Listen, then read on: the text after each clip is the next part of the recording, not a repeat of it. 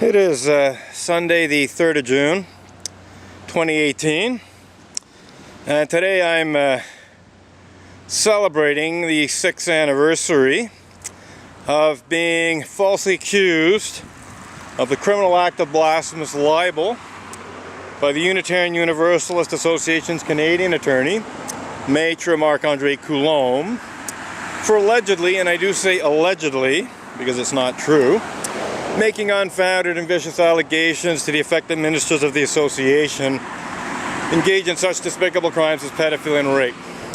And then basically in the cease and desist demand letter, Maître Marc-André Coulombe tried to pretend that my blog posts about Unitarian Universalists who's actually been charged, tried and convicted of such despicable crimes as pedophilia and rape were so defamatory that they constituted the criminal act of blasphemous libel against the Unitarian Universalist religious community. In other words, that I was guilty of violating Canada's archaic anti-blasphemy law, which dates to the latter half or even the last quarter. Well, no, I think it was like, I can't remember exactly when it was first enacted, but you know, the late 1800s, Canada enacted its anti-blasphemy law. And indeed, to the best of my knowledge, I was the last person to be accused of violating Canada's blasphemy law since the 1970s, when Ontario, indeed I believe a Sault Ste. Marie or area cinema owner, was accused by an Anglican priest of blasphemous libel because he aired, or I should say showed Monty Python's Life of Brian in his cinema in the early 70s. So in the early 70s, this cinema owner or manager was charged with blasphemous libel, thanks to a complaint brought against him by an overzealous Anglican minister. He was never actually, it never went to trial. I believe he either wasn't charged at all, or the charges were dropped, you know, after, you know, they came to their senses. In my case, I was never even charged, but I was formally accused in a cease and desist demand letter of committing blasphemous libel because I blogged about Reverend Mac Wallace Mitchell, who was charged, tried and convicted of the forcible rape and indeed the unnatural rape of teenage Tibetan refugees who he had lured away from their families in India with promises of a better life in America. I'd also blogged about Richard Buell of First Parish Norwell, who had been charged, tried and convicted of the forcible rape of preteen girls. So I described him as a pedophile rapist in my blog posts about him because that's exactly what he was. He was guilty of the forcible rape of preteen girls. That makes him a pedophile rapist in my book. And that included, by the way, female family members. So he was guilty of incestuous rape of preteen girls. He also raped a neighbor's daughter, according to the news reports. So all of these allegations were very, very truthful. I actually made a point of only blogging about cases where Unitarians were charged, tried and convicted of the sexual abuse of children because I wanted to avoid any accusations of slander or libel, and I never dreamed that I would ever be accused of the crime of blasphemous libel, partly because I didn't even know it existed. You know, prior to Friday, June 1st of 2012, when I was reading the PDF file that Maître Marc-André Coulombe sent me by email, I'd never heard the term blasphemous libel. I had to look it up on the internet to find out exactly what blasphemous libel was. I mean, I knew what blasphemy is, I knew what blasphemous meant, I knew what libel is, but I'd never heard those two words in a phrase, blasphemous libel. So I looked it up and, you know, quickly discovered that in the Canadian Criminal Code there's a section that prohibits so-called blasphemous libel, which essentially is blasphemy against a religion. It's basically making you know, very, very deeply insulting allegations about a religion that are intended to cause offense in the public. So anyway, I found out as a result of reading this cease and desist demand letter that Canada had an anti-blasphemy law. So yeah, it was what a unique honor and privilege it was and still is to be falsely accused of blasphemy in 21st century Canada by top-level leaders of the Unitarian Universalist Association, such as former UUA President Reverend Dr. Peter Morales and former Unitarian Universalist Association Executive Vice President, let me put the accent on vice there, Kathleen K. Montgomery, who actually presided over 3 decades worth of Unitarian Universalist cover-up of clergy abuse of all kinds. So Kathleen K. Montgomery, the Executive Vice President of the Unitarian Universalist Association since I believe the mid-1980s, and the person who is most, or was at the time anyway, most responsible for coordinating the work of the Unitarian Universalist Association's legal counsel. You know, she was involved in any and all, or well, I won't say all, because I don't know for sure that she was involved in all UUA legal bullying, but you know, in that she was the person most responsible for coordinating the work of the Unitarian Universalist Association's lawyers. You can be quite sure that Kathleen K. Montgomery, over approximately 3 decades, indeed I believe somewhat more than 3 decades, was a knowing and willful participant in Unitarian Universalist legal bullying of one kind or another, or other legal coercion and legal shenanigans that were clearly meant to cover up and hide Unitarian Universalist clergy misconduct from the public. So anyway, I basically, until I believe last year, maybe the year before, I enjoyed the unique honor and privilege of being probably the last Canadian accused of violating Canada's blasphemy law.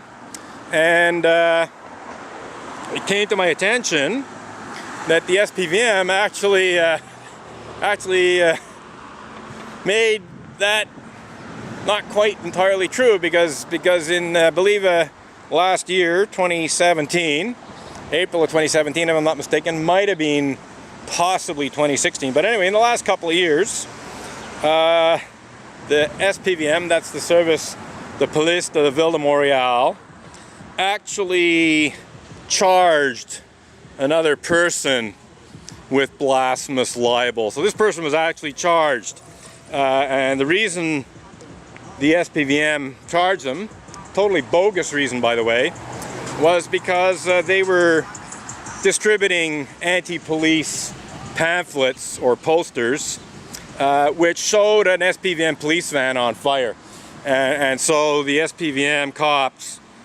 tried to pretend that this anti-police propaganda, if you want to use that term, constituted blasphemous libel, apparently against the SPVM. Who knew that the SPVM, the Service de Police de la Ville de Montreal, was a religious community?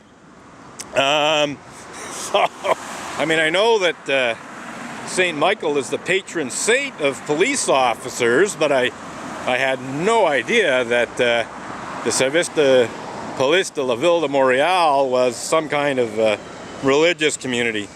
Anyway, as happened in 1970, when people came to their senses, the charge was dropped, So, you know, whoever it was, because I don't know the name of the person or persons who were charged with blasphemous libel by the SPVM. Anyway, those charges were dropped when it became obvious that they were not guilty of blasphemous libel against the SPVM, if only because the SPVM is not in fact a religious community, at least not an open one. Maybe it's some kind of secret religious community we don't know about.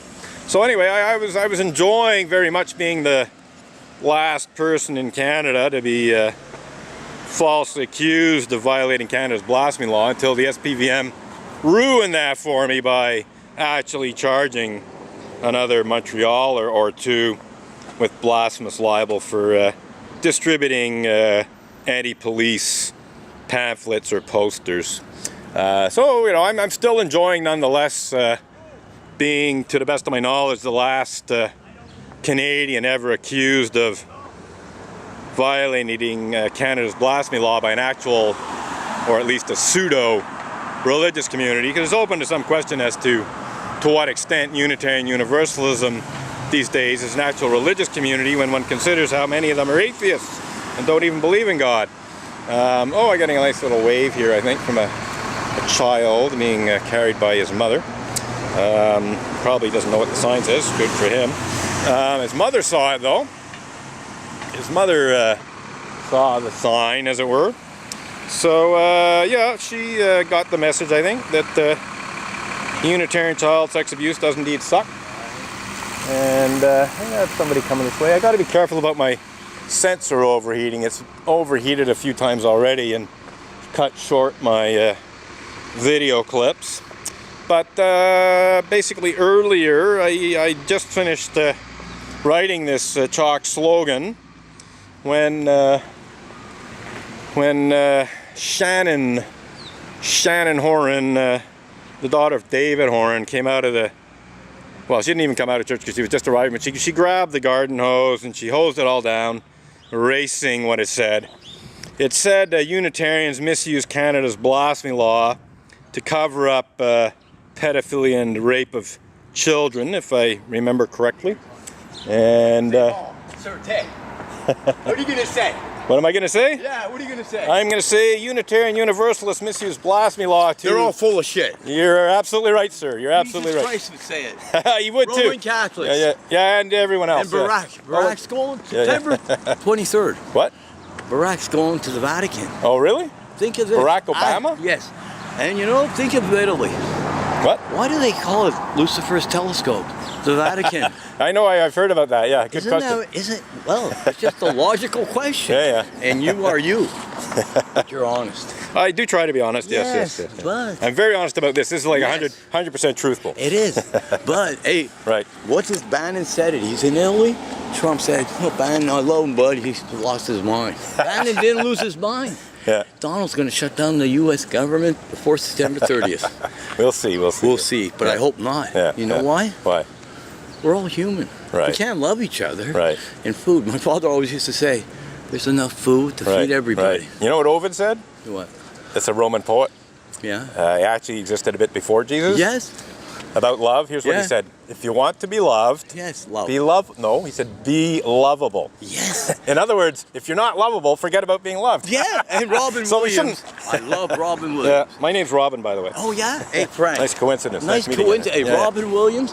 He did Robin hang Edgar's himself. my last name. Yeah, but listen. Yeah, Robin Williams said. Yeah, but he never gave up. But when you got onset up, and he was older, but he said, don't judge me, man. I don't judge anyone. But when Belushi died, him, De Niro went that morning and said, John, and Kathy Jones, the Canadian, just for hitting a Belushi. Dan Aykroyd put an ounce of hash. But John never whacked out during filming. Neighbors. Why? But John had a bad habit. Of course, yeah. Well, nobody should, and you'd say it. We learn. I'm 62. Right. Well, I don't whack my brain out. Right. And you know why? What? I want to be lovable. Right. When we're whacked out, Joey Elias said it. He quit. But he said, I'm an insomniac. A lot of people don't know it, but when you work 4 years straight and you don't sleep, eventually you're Oh, yeah, sleep deprivation is very bad. Yeah, it'll affect you mentally. It is. And we're just human. Yeah. And you said it. You're the one. And I'm going to quote you today. Well, it was over. Robin said, no. You know why? You're right, but I am lovable. Right. But Right. not the truth will set us free, just the truth. Nelson Mandela, I think, would say, he kissed the prosecutor on the cheek. You got to do what you got to do. But Nelson didn't die. He was 27 years in the cell. Yeah. He's the only guy. Jesus, they whack Kennedy, they whack everybody. Yeah. You know why they whacked Nelson. Jesus? Because he was protesting. That's right. Hey, I'm protesting. I want sanity to prevail. You remember Spock on Star Trek? Yeah, I know Spock. Live long and prosper. I can't do the thing. Yeah, I can't do that ever. No, but hey, what he said. Right. Happy, but live long and prosper. Right. But be lovable. You said exactly. it. Yeah. And you know why? Yeah. Laughter is the best medicine. Oh yeah, I got a lot of laughs out of this church. Oh yeah. But, Well, I got a laugh out of being accused of blasphemy in the 21st century. That's hilarious. Hey, it is hilarious. You know why? Jesus was a blasphemer, but he loved God. Well, he was a blasphemer according to the Jewish, scriptures. the Jewish, They church. killed him. Well, the rabbis. Yeah, have a little help from the Romans. Leonard Cohen once told me, Frank, you got kicked out of the altar boys. I got kicked out of my synagogue. But we're honest, man. Right. Hey. Like I said, I'm generally honest. Yeah, generally. But we're human. Yeah. And you know, racism, we're all a little racist. Because I was born in my culture. A little. Yeah. But we're honest. But it's a human condition. Hey, we can't help it, but that's why me and you are laughing there and back. Yeah. And listen, I'll leave you with this. Yeah. My mother said, we got to forgive everyone. God forgives everyone. I said, Stalin, Hitler, I don't know. But Exactly. Charles Manson. Yeah, that's another story too. He can't be in heaven, man. My Iranian friend said they're going to say that Khomeini's in heaven, they're not going to heaven. Well, Gord Downey, I believe they made a new heaven for David Bowie and Gord Downey. Well, David Bowie had some stories about him. Yeah, but Gord Downey, come on, Gord. But he was. But David Bowie had actually stories about very young groupies and stuff. But John Lennon loved Bowie. Right. But apparently Mick Jagger loved Bowie. That's right, they did. They were caught in bed, but hey, they were so whacked out they didn't even know they were in bed together. But Jagger's just Jagger. Yeah. Hey, but just I'll leave you with that. Keith Richards. I said to Johnny, can you ask him